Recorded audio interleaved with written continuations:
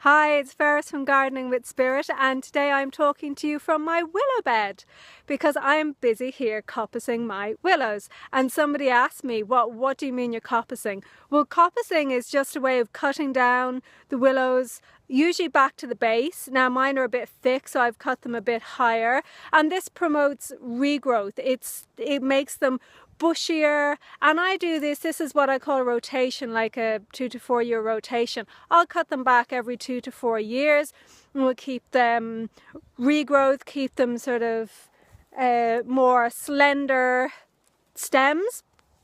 And the reason I do this on the rotation is this willow bed actually has a purpose. It's part of my sewerage system.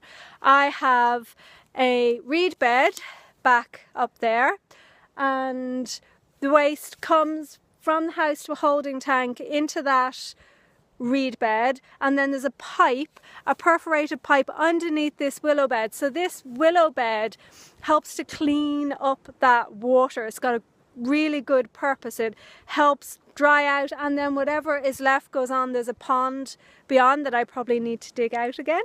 So that is why I have this amount of willows here.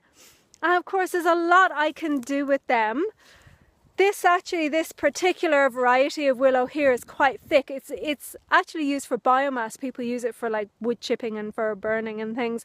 It's not a thin coloured variety like they do just for basketry. But there are a lot of uses. I might be making a gate with some of it. I might be making a fedge, like a fence hedge. In the past I've done willow sculptures, and that's been great fun. So watch this space to see what I end up doing with all of this willow. And as I said, I'm quite busy still cutting because I've actually left these longer than I thought. And you can see they're really, really thick. And I'd hoped I could just cut them with loppers. And if I cut them last year, I would have got away with it, but some of them are too big, so I have to get the pruning saw. And a few tips: if you do cut them with loppers, you've got to be really careful if you have those anvil loppers, that's what I have, not to tear these ones here with this anvil, because that anvil can actually tear the bark, and I've had a problem with that, and that means disease can get in, so watch out for that. Here, this is one that really wasn't very good. Sometimes when it cuts, it leaves that bit, and that's really not good. It means that disease can get in. It's not really very healthy. So be really careful if you are using those anvil loppers. Some of them are fine. Some of them not so much so. But anyway, that is what I'm doing this week. There's still lots to do. And I am being ably assisted as usual by some feline. No, she's off in the hedge playing with something. But anyway, that's it from Gardening with Spirit. I just wanted to show you the willow bed.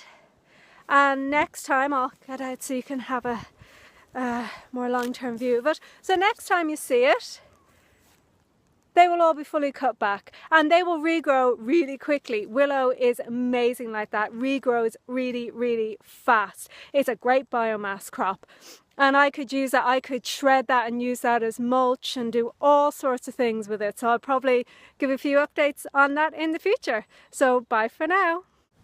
Here's another view of the willow bed, kind of halfway done, because I think you didn't see the stumps very well in the last one.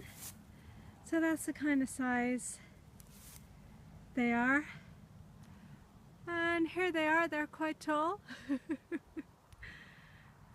And as I said, I still have quite a few to do, even though quite a few have already been done. So that's it.